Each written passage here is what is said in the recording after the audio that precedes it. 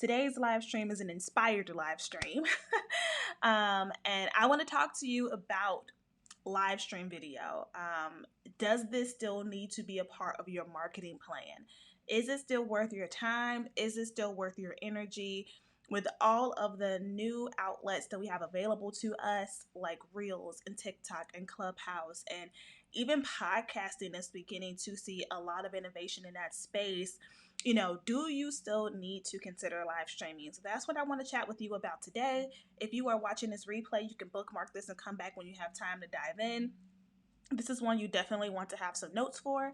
And if you find value in this, please share this with someone, share this out. Let me quickly introduce myself. My name is Kyshira. I am a coach for coaches and strategists.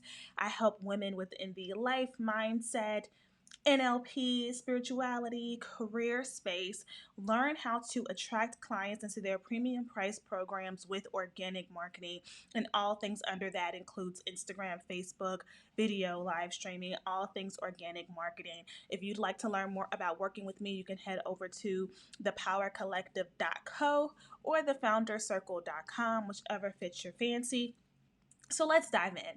So I was browsing through Facebook groups recently. I'm in a couple of Facebook groups. I recently purged a bunch of groups that I'm in, and I came across a really interesting discussion thread. And someone in the group basically asked, do you all think live stream video is required to get clients in this day and age? So of course, questions like that pop off a ton of discourse, where people are like aggressively left or right, and then you have folks that are in the middle, where there's the gray area of, is it required?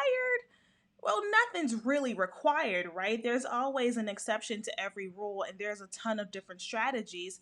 But I found it so interesting. The people who were like violently against live streaming, what some of their reasons were. And so I wanted to document a couple that I thought were really common and just talk you through this.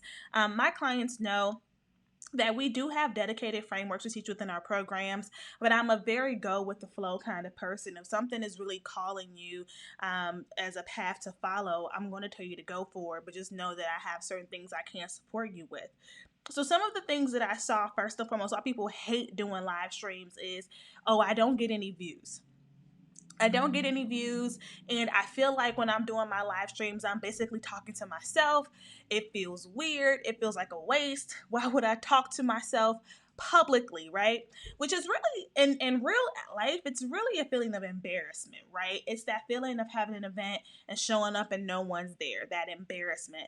And what's interesting around this is this can be avoided, one, but two, even if that happens, that live is not a waste, and we'll talk about that later. But one misconception I want to tap into that is that you have to have a big audience for live streaming to be effective for you, and that's not the case. Especially if you are selling premium priced items, it's not about how many people are in the room. Is it the right people in the room?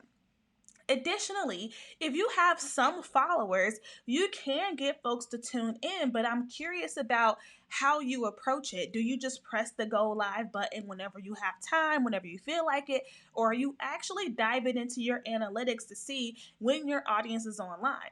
If you're the type of person that asks other experts what time of day you should go online, I'm willing to bet you've probably had an empty live streaming room, because you are basing what time you are choosing to be active online with somebody else's audience and demographics. You need to look at your own following list and see what time actually makes sense. If you have any kind of business account on any kind of platform, you can see what time of day your audience is on live. Even over on YouTube, we now have that functionality. They rolled that out a couple of months ago within analytics, where you can see when your YouTube subscribers are online. So that's fact first and foremost. You can't ask external people, unless you have a marketing team, what time do I go online? It's go live. It's look at your own data and analytics. Additionally, are you letting people know that you're going live? Are you making posts, making stories, sending emails, sending text, things like that? And the cool thing about platforms like Facebook, Twitter, LinkedIn, and even YouTube when it comes to live streaming is that live streaming can help you build the audience. Instagram Live can help to a certain extent, but it's more about afterwards, because at least at the time of this live stream, live streams aren't really discoverable to people who, unless they're following you or they're actively going to your profile to see when you're live, right? So that's something that I want us to think about, working strategically versus sporadically within our marketing, within our business. So then the next thing I saw was, oh, I don't want to pay for equipment. And I definitely don't know where that came from, because investing in equipment for live streaming is optional. Like, it's not required. Even now, I only use a microphone because my MacBook makes a lot of noise. So I need some kind of microphone or headphones. But you don't need fancy equipment for live streaming. Now, if you want to be a serious YouTuber, that is a different conversation. But I recognize that there are some gurus and folks at the top of their game, or whose niche is just video altogether, who have very nice backdrops and lighting and fancy cameras and things like that. But those things are part of their brand and part of their image. They're not required for live streams. The best live streams for me that have generated revenue, and even for others that I know of who have growing businesses, it's always the informal ones. It's the ones in your car. It's the ones in your kitchen. It's the ones where the background isn't perfectly manicured and you're just streaming from your phone. So I think that where this is coming from is we're creating additional barriers. I see this so much with coaches and strategists and course creators. We have these like underlying fears around failure and not being ready and having to now commit to being present, that instead of actively admitting that and working on these beliefs, we instead create these other barriers, these more movable barriers that we're still going to argue about it, like having to buy equipment, or having to build our following before we can invest in ourselves, or having to work with a certain number of clients before you charge what you should be charging for your offers. We create these barriers and these borders, and for no real reason. It's just like a safety net. We're trying to protect ourselves. But in reality, there is nothing safe about entrepreneurship and choosing this path. And the faster you learn to begin to take calculated risk, accept the risk, embrace that discomfort, embrace how uncomfortable it is for you to now have to operate as a new and different version of yourself, the faster you will begin to see results within your business. And as we go along, if you have any questions, let me know in the comments. If you have any concerns, comments, put them down below. So another thing that I saw on this thread in this Facebook group around why people hate live streaming is they don't want to have to get dressed up. They don't want to have to get dolled up. Again, this goes back to my last point. Part of the reason why live streaming is so successful, let me turn my phone off.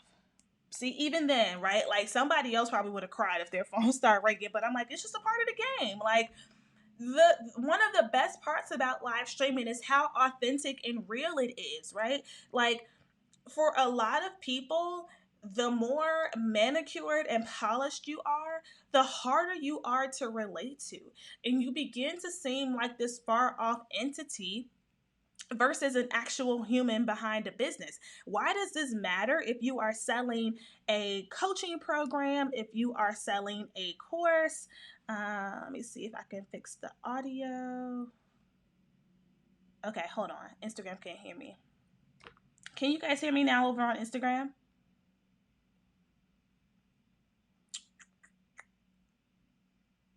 One second, that phone call like ruined the life. Let me see. Can you hear me now?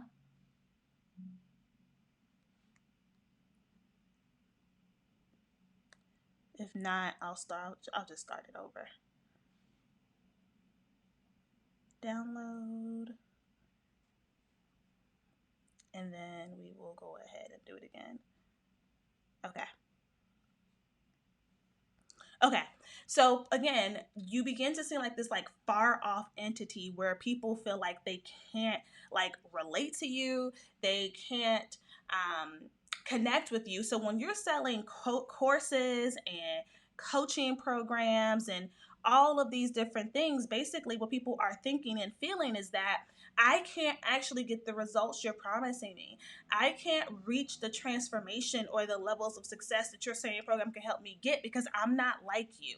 And even though as a coach, I teach you that you're not your ideal client, even if you can relate to them, even if you came from where they are, you today as the expert, you're no longer like that ideal client. On the other side, that ideal client is looking for themselves in you in some way. So I am not saying that you can't have, your nice photos or show up very well in your webinars, but part of the big benefit of live streaming is it does create this bridge between you and the client, right? It creates this bridge where they can now begin to see themselves in the world that you're talking about. They can now begin to envision these results that you're talking about. And because they got to see you imperfectly have an audio issue on live stream, or they got to see you quickly, be a mom for a second or whatever it is, you now have created a different level of trust and relatability. So someone says, I used to think that I had to look perfect before I started going live. Now I just wear a top, earrings, and a bit of makeup. Right. And I'm going to just tell y'all, sometimes I like to give y'all a little beat, but today all y'all got was some Fenty. Okay, it's Friday. It's Friday. You got a little Fenty. Okay, you got a couple of waves. And that's all she wrote. But at the end of the day, that's relatable. On Fridays, we just happy, be happy I'm at work. You know what I mean? That's how we feel. And so that relatability factor is just so, so, so important. And the last big thing that I kept seeing was people don't know what to say on their live streams. They prefer just simply posting to their timelines because you have more time to plan.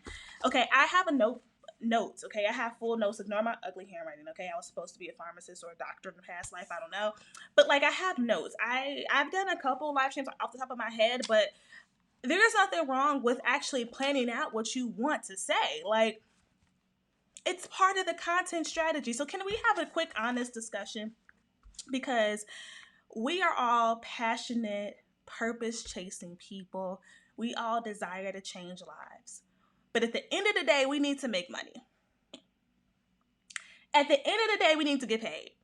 Money does not have to be important for you to still desire to make it. And just because what you do helps people and transforms their lives doesn't mean that you need to be broke. So why am I saying this? The point of our live streams is to drive revenue.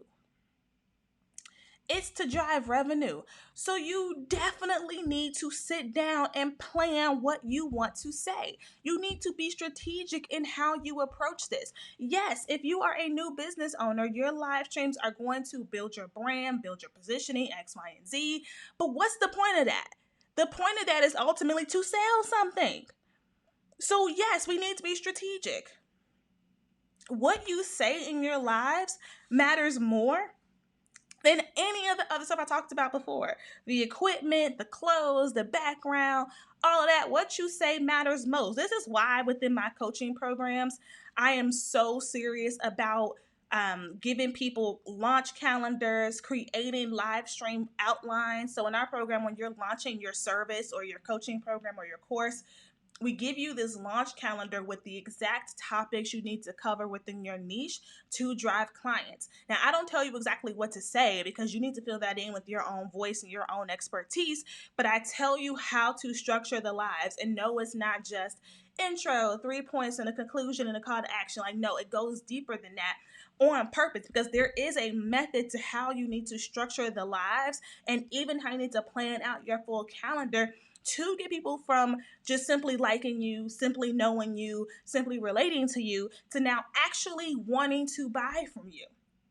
There is a method to that madness. So if you already have an offer, but you're not getting butts in seats, shoot me a DM. Send me a DM with the word apply, and let's talk about how we can potentially coach together so that we can get those butts in seats. Instagram says your messaging is crucial. Absolutely.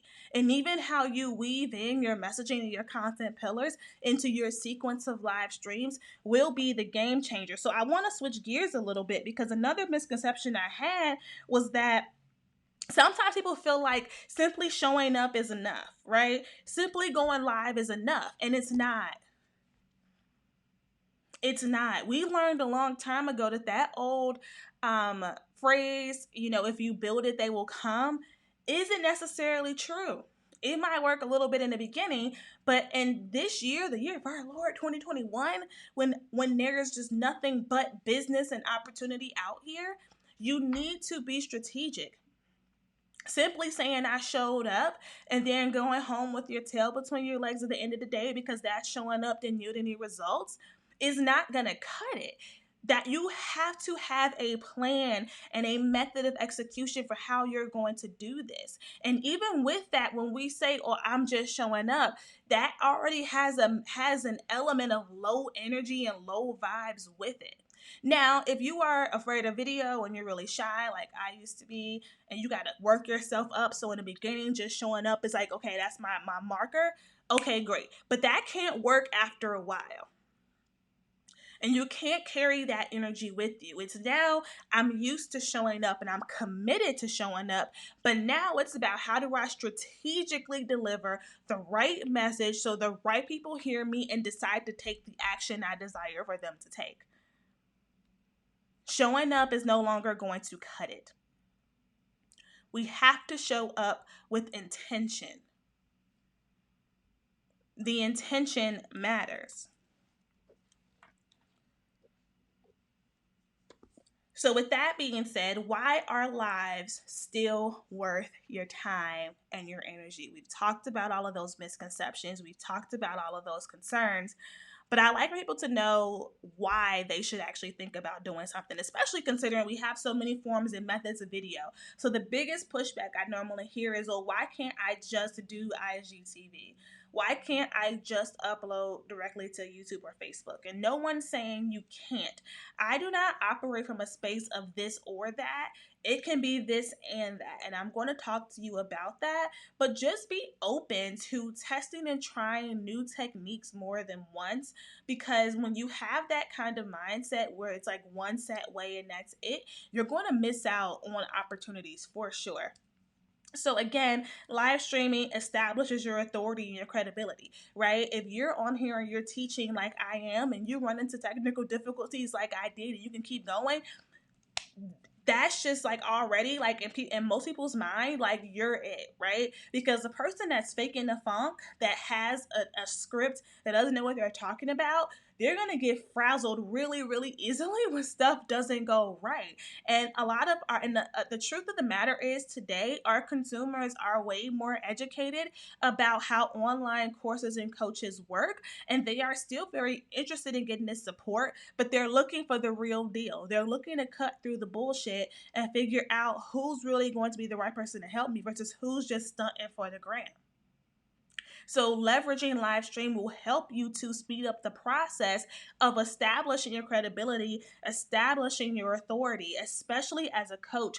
Coaching is still a very prestigious space. I know people like to think that online coaching is new. It came about, 5 or so years ago.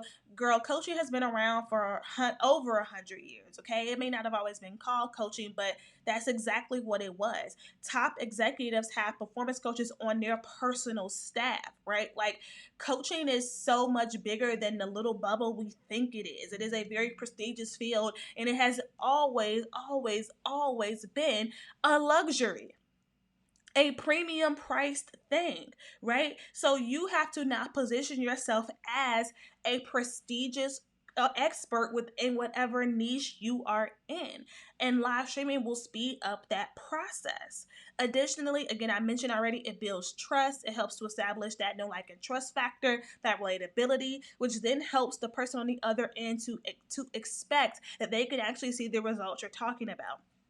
But my favorite two benefits of live streaming is that it creates engagement and it creates reusable content. Creates engagement and it creates reusable content. So for those of you that are active on platforms like Facebook groups, you know that the more comments and likes you get on a post, the more that post is boosted. The same thing with Instagram. Instagram shows your initial post to a certain number of people, and then they comment, and the more comments and likes and engagements you get, the more they show it to people. So how does this create engagement? Obviously, it's the video in itself.